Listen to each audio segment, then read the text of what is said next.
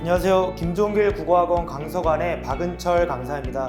벌써 우리 아이들이 지금 고등학교 3학년이 됐는데 결실을 맺을 수 있는 가장 중요한 시기인 만큼 또 지금 저희가 앞두고 있는 겨울방학 또한 굉장히 중요한 시기일 것으로 생각됩니다.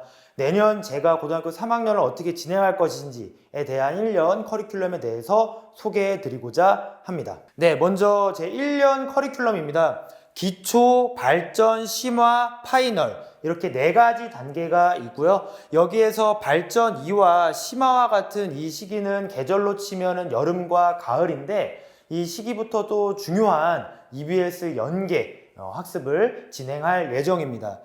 만약에 이제 여러분들께 여기 지금 기초와 발전, 심화, 파이널 중에서 가장 중요한 시기가 언제냐라고 만약에 여쭤본다면은 대부분은 수능을 가장 앞두고 있는 이 파이널 시기가 가장 중요하다라고 대부분 말씀을 해주실 것 같아요. 그런데 사실 이때 이 파이널에서의 노력이라든지 아니면 여러 가지 그런 이제 전략들이 빛을 발하기 위해서는 저 기초 단계가 정말 탄탄하게 다져져야 된다라고 말씀을 드리고 싶습니다. 그래서 제 수업이라든지 커리큘럼에서 가장 핵심이라고 할 수 있는 것이 본질적 이해인데 그 본질적 이해를 저 기초 단계에서 정말 치열하게 분석을 하면서 다지고 있습니다.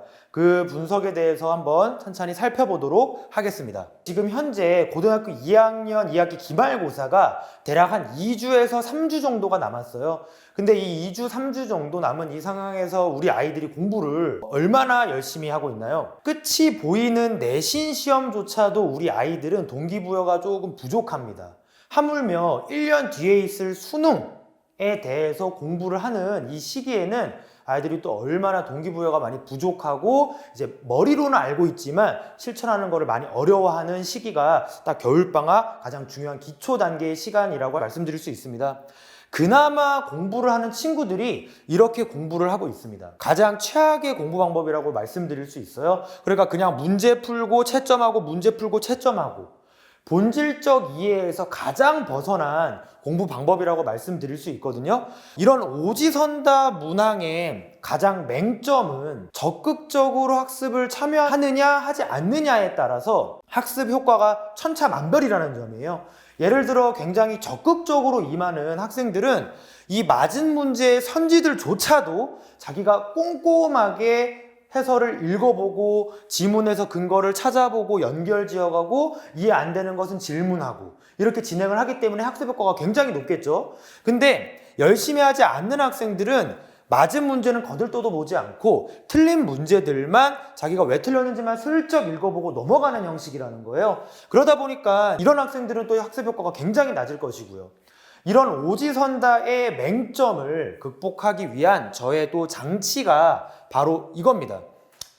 수능 선지 수준에 맞게 제가 직접 만든 확인 문제인데 이 문제들은 문학이나 독서 가리지 않고 제가 다 작품마다 지문마다 일일이 확인 문제를 만들어서 제공을 하고 있고 이 문제들은 본질적인 이해를 하지 않고서는 풀 수 없는 확인 문제들이기 때문에 아이들이 이거를 푸는 것만으로도 본질에 점점 접근해 나갈 수 있도록 만든 장치입니다. 그렇다면은 그 본질적 이해라는 것이 무엇인가 라고 했을 때 문학과 독서, 영역에 따라서 본질적 이해는 조금씩 다른데 오늘은 문학 중심으로 살펴보도록 하겠습니다. 문학의 본질은 결국 이겁니다. 이 파란색을 중심으로 봤을 때 어느 주체가 어떤 행위를 했고 또 어떤 감정을 느꼈느냐 이게 결국은 본질이라고 말씀드릴 수 있는데 저는 이거를 외부 세계와 내면 세계라고 학생들에게 많이 강조를 하고 있습니다. 제가 평가원 기출들의 선지들을 분석을 해본 결과 문학의 선지들은 결국은 이 범주 안에서 이루어지고 있었는데 특히나 적절하지 않은 선지들은 이 빨간색으로 분석을 할 수 있었습니다. 그 유형이 총 2가지였는데 적절하지 않은 선지의 유형 첫 번째는 바꿔치기 유형입니다. 쉽게 말해서 주체 A가 행위 B를 한 것처럼 표현을 한다거나 아니면 주체 B가 감정 A를 느끼는 것처럼 진술한 선지는 적절하지 않은 선지였고 두 번째 유형은 추가하기 유형인데 지문에 있지도 않았던 행위 C라든지 아니면 감정 D를 이제 선지에 포함시켜서 내는 경우가 또 적절하지 않은 선지였습니다.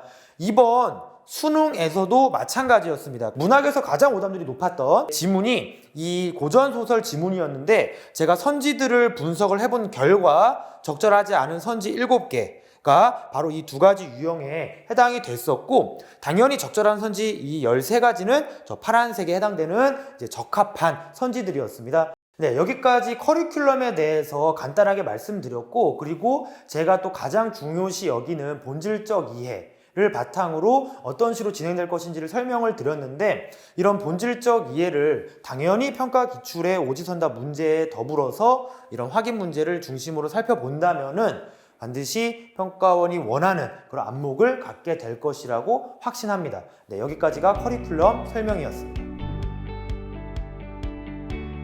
지금까지 살펴봤던 본질적 이해를 이론적으로 계속 말씀을 드렸다면 이거를 이제 수업에 어떻게 적용할 수 있을지 실질적으로 한번 보여드리도록 하겠습니다. 지금 보시는 지문은 2018학년도 6월에 윤은길의 9켤레 구도 남은 사나이 라고 하는 현대소설입니다. 지금 이 작품에 대해서 오지선다 문제는 당연히 풀고, 거기에 제가 추가적으로 제공하는 확인 문제를 학생들이 풀었다라는 전제하에 지금 지문을 살펴보도록 하겠습니다.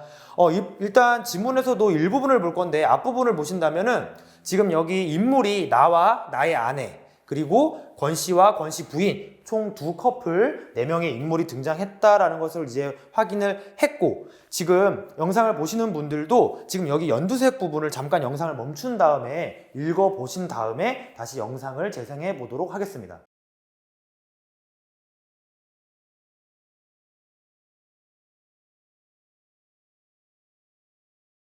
네, 지금 이 부분을 함께 읽어봤는데 결국은 이 부분을 바탕으로 저희가 올바르게 지문을 이해하는 연습을 했다라면은 외부 세계와 내면 세계를 이렇게 확인을 할 수 있습니다. 결국은 아내가 권 씨 부인의 아랫배, 그러니까 임신한 배에 대해서 관심을 갖기 시작했고, 권 씨 부인은 자신의 출산 예정일도 현재 모르고 있는 상황이고, 그거에 대해서 아내가 왜 그걸 모르냐고 핀잔을 줬더니 어차피 나올 아이들은 나온다라고 태평하게 여유로운 모습을 보이고 있었다라는 일련의 대화를 아내가 자기의 남편인 나에게 낄낄거리면서 전달을 한 내용입니다.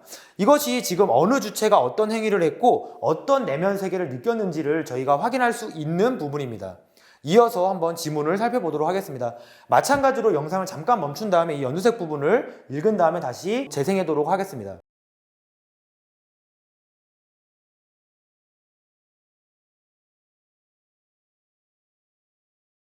네, 지금 영상을 보시면은 이 부분을 이렇게 정리할 수 있는 거죠. 결국은 나가 권씨네를 쌀 또는 연탄 이런 것들을 전달해 주면서 도와줬는데 그게 이순경이 기대했던 바구나 라는 것을 확인할 수 있었습니다.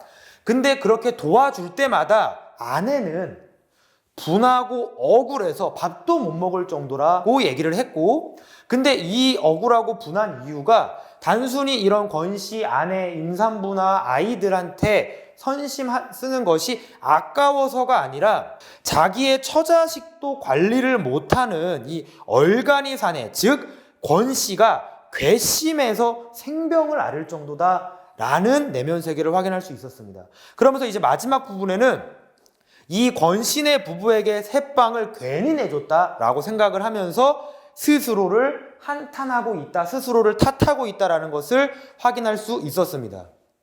이런 지문을 저희가 읽었을 때 만약에 제가 제공하는 확인 문제를 확인해 본다라고 한다면 먼저 1번, 이야기 안의 서술자와 이야기 밖의 서술자가 교체되며 갈등 관계를 드러낸다. 정답은 X입니다. 왜냐하면 지금 서술상의 특징 문제는 꼭 한 문제씩은 나오는데 여기에 작품 안에 나라고 하는 인물이 이야기 안 서술자로 등장을 하지만 이야기 바깥의 서술자로 교체된 경우가 그런 적이 없기 때문에 정답은 X입니다.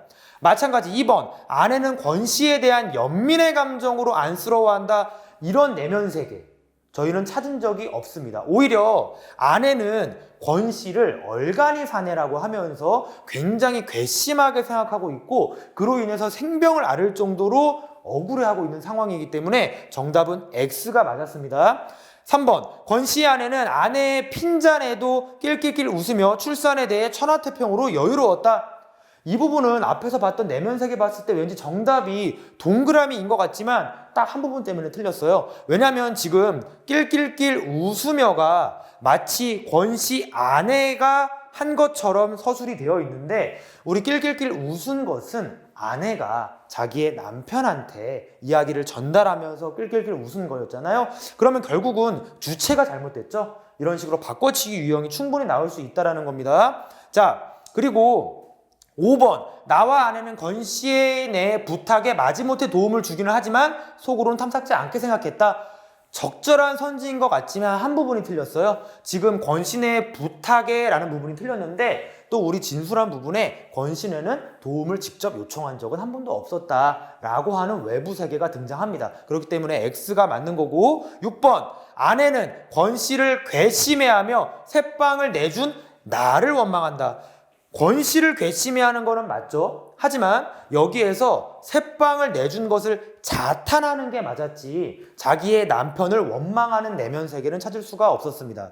그러니까 제가 만든 이런 확인 문제를 바탕으로 연습을 한다면은 본질적 이해에 충분히 한 발짝 한 발짝 다가갈 수 있다라는 말씀 드리고 싶고요. 마찬가지로 지금 이거는 이제 평가원 기출 문제인데, 이런 오지선답 문항의 각 선지들에 대해서도 결국은 비판을 한다거나 아니면은 원망을 한다거나 이런 식으로 외부 세계와 내면 세계의 중심으로 선지가 구성되어 있다라는 사실을 확인할 수 있었습니다.